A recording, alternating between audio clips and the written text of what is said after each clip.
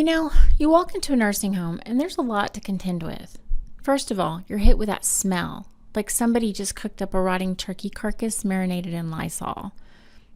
Then there's the color scheme with its exciting variations that run the full spectrum from white to off-white to beige. And the people. There are grumpy-looking charge nurses ordering everyone around, grim-faced orderlies wheeling patients to and fro in wheelchairs and gurneys, the occasional detached doctor striding through on an urgent mission, and of course, the patients. Okay, my mom told me to call them residents. But who's kidding who here? They're sick, right? Therefore, they're patients. Residents, my butt. Anyway, all I'm trying to establish is that as I walked into the Egbert P. Johnson Memorial Home for the Aged to start my sentence, I was in no giggling mood, and the atmosphere therein wasn't likely to cheer me up anytime soon. I marched up to the third-floor nurses' station, where they must have been expecting me. 3 women were sitting with their heads sort of gaggled together, and they hushed up with an almost audible snap when I came around the corner from the elevator. "Hi. My name is Alex Gregory, and I've been assigned to work with Mr. Solomon Lewis. Am I in the right place?" One of the 3, a heavy-set middle-aged woman whose name tag read Claudel Green, RN, looked me up and down, chuckled, and said, "Oh, you're in the right place, baby. We got the one and only Solomon Lewis, don't we, girls?" "Mm-hmm," added a Miss Juanita Case, LPN, who was much younger, very pretty, and basically snickering in my face. "Your mother sure picked you a good one. Ever since we got our Solomon Lewis, the other floors were all envious. Nobody else got anything like a Solomon Lewis. Are you the new volunteer who's going to make Mr. Lewis all happy and cheerful for us?" The third member of the trio was Leonora McCarthy, a tiny woman who looked practically old enough to just get out of her chair and into one of the beds in one of the rooms. She said under her breath, "This ought to be a hoot." Then she looked at me and pointed to the first door on my right. "We keep Mr. Lewis in 344, so he's close to the station here, and we can minimize the damage he does, so to speak. You can go in now. He loves getting a new volunteer. In fact, he's had about 4 different ones since July. Just one piece of advice. Don't be nice to him. He'll eat you up if you let him get an edge." The other 2 echoed her with cries of, "You got that right. You think this one will last through supper?" You can imagine how delighted I was as I stepped into room 344. The room was standard hospital issue. White walls, off-white floor tiles, turkey Lysol scent. It had no decorations whatsoever. No cards, no get-well-soon balloons, no family pictures. So the only thing I could possibly look at was the man on the bed. He was sitting, propped up on 2 pillows, staring at the TV with the sound off as he switched channels at lightning speed.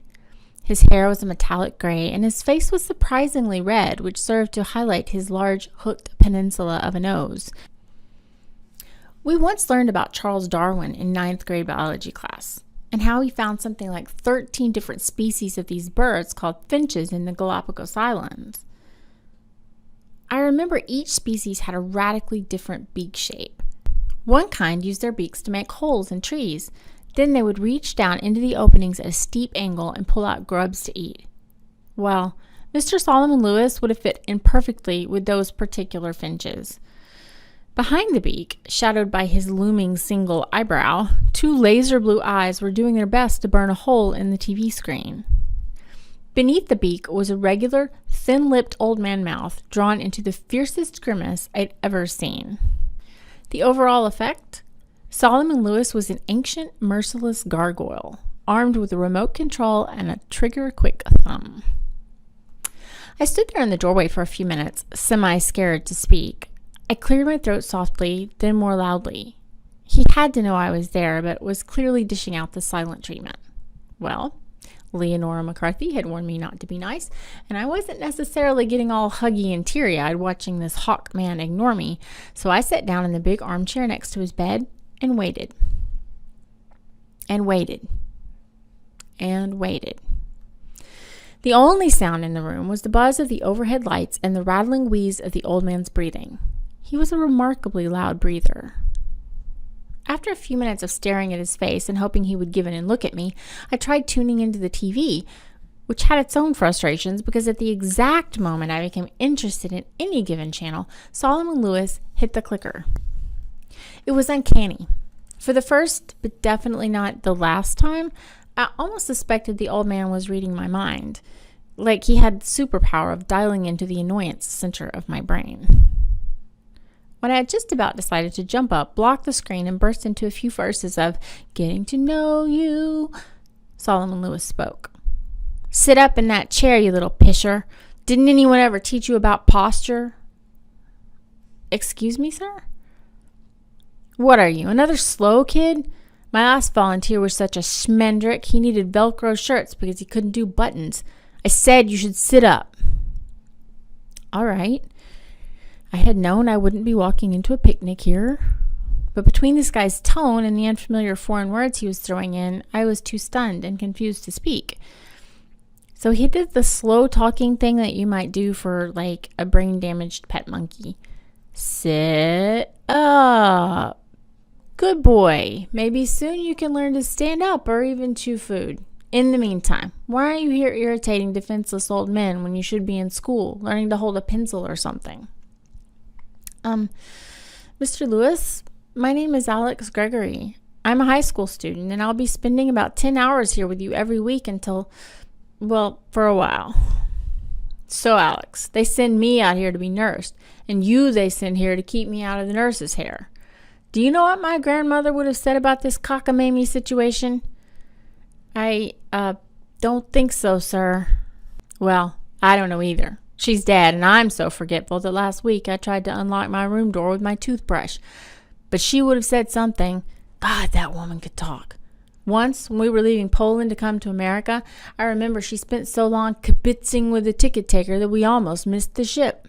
Finally, my grandfather says to her, Sadie, when we get to America, you can't be holding up people's business all the time with your kibitzing. She says, Irv, when we get to America, I won't say a thing. He winks at me and says, Hallelujah, America really is a new world. I almost laughed out loud, but the moment was lost when another resident walked past the doorway behind me. Saul got out of bed, darted over to the door, and said, Good afternoon, Mrs. Goldfarb. Mrs. Goldfarb looked kind of startled and nervous when she saw who was addressing her. She gave a pinched little smile and murmured, Hi, Saul. How are you today? Fine. But how many times have I told you that you have to put your teeth in before you leave your room? She clamped her hand over her mouth, wheeled on her heels, and scurried back the way she'd come. Gotcha, Saul exclaimed with deep satisfaction. That's the 4th time this week. I was a bit slow to process this. Mr. Lewis, her teeth were in. A rocket scientist you aren't. Of course her teeth were in. But why did you... Alex, boy chick, if you're going to last at all in this crazy house, there's one thing you need to understand about the old people in here. They need to be kept on their toes. The minute you let them stop thinking, you might as well just put laughing gas in their oxygen tanks, crank it up, and finish them off.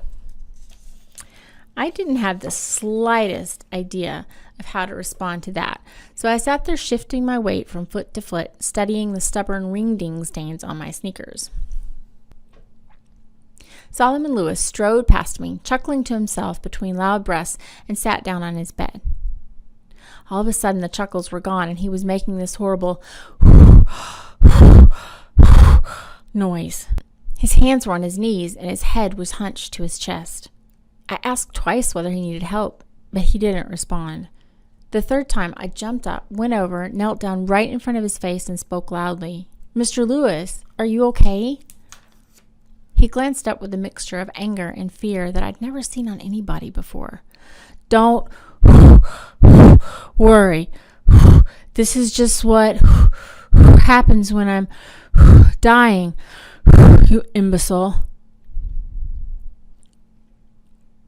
October 27th.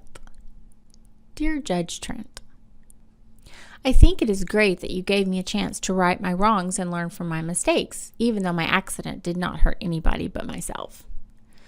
However, I have just completed my first visit to the nursing home where I worked with a very interesting patient named Solomon Lewis, and I feel you should change my assignment. First of all, while I know the assignment is to serve humans, I am just not qualified to assist Mr. Lewis. Apparently, he has some problems with memory and attention that should be handled by a competent mental health professional rather than a teenager. He is also, frankly, verbally abusive. Within minutes of meeting me, Mr. Lewis called me an imbecile, said I was not a rocket scientist, and irritating, and suggested that maybe the other residents should be mercy killed. He also berated me repeatedly in some foreign language, which the nurses said must be something called Yiddish. Secondly, nobody alerted me to this ahead of time, but Mr. Lewis is afflicted with a serious health problem called emphysema. He started choking to death right in front of me, and I didn't have the skills to help him. A nurse had to come rushing in with a big mask and give him some kind of an emergency breathing treatment. Then, he survived, but it looked like a close call to me. Then, when he finally caught his breath, I asked him whether he was feeling better, and he told me to "gay kaken offen yam." I looked it up on the internet when I got home, and apparently Mr. Lewis feels that rather than assisting him at the nursing home, I should go take a dump in the ocean instead. In closing, I feel that I have grounds for concern. I am glad to do human service so that I can learn a valuable life lesson about responsibility and trust. However, I am just not qualified to meet Mr. Lewis's needs. The home should replace me with a psychiatrist/linguist/paramedic/saint, and the court should find me a new assignment that will be less traumatic for my sensitive adolescent mind. Sincerely, Alex Gregory. October 29th. Dear Alex, contrary to your assertions, Mr. Lewis sounds like the perfect match for you. As I explained to you when we accepted you into the Full Circle Pretrial Intervention Pilot Program, the human service component is only half of the picture. The point of the program is that by working through the challenges and difficulties of serving others, you will ultimately be serving yourself. I look forward to more letters from you so that I can enjoy the unfolding process of your personal growth and Mr. Lewis's as well. In the meantime, you are hereby ordered to continue your service with Mr. Lewis. Sincerely, Judge J. Trent. P.S. A Yiddish phrase that might come in handy for your use with Mr. Lewis is "bluz in toches." Like Mr. Lewis, I am Jewish, and in the proud language of our people, this means blow it out your butt.